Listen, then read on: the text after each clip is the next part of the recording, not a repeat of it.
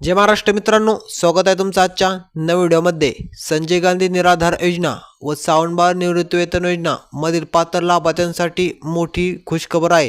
लाभार्थ्यांना निराधार योजनेमधील सर्व पात्र लाभार्थ्यांसाठी एक नवीन अपडेट आलेला आहे। निराधार योजनेची पेन्शन वाढमध्ये मोठा बदल करण्यात आलेला आहे।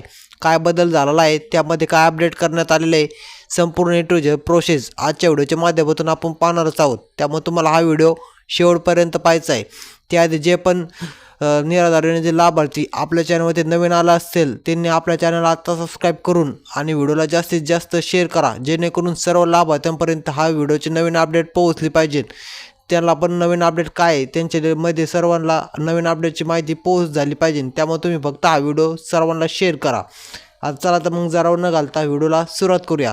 सावंतबाळ निवृत्तीवेतन योजना व संजय गांधी निराधार योजना मधील पात्र लाभार्थ्यांचे पेन्शन वाढीचा एक सरकारने मोठा निर्णय घेतलेला आहे।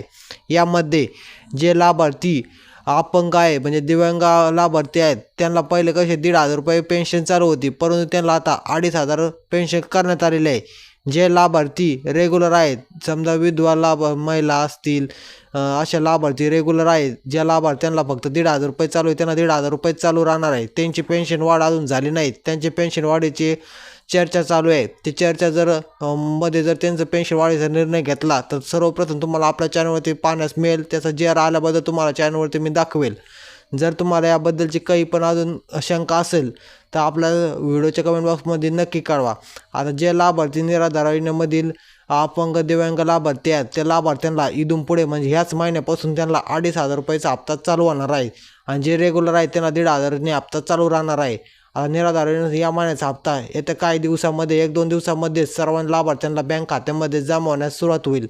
आता काय झालेलं आहे, सध्या लाडक्या बहीण योजनेचा हप्ता अजून पडला नाही। लाडक्या बहीण योजनेचा हप्ता पडल्याबरोबरच निराधार योजनेतील लाभार्थ्यांचा सुद्धा हप्ता लवकरच मिळून जाणार आहे।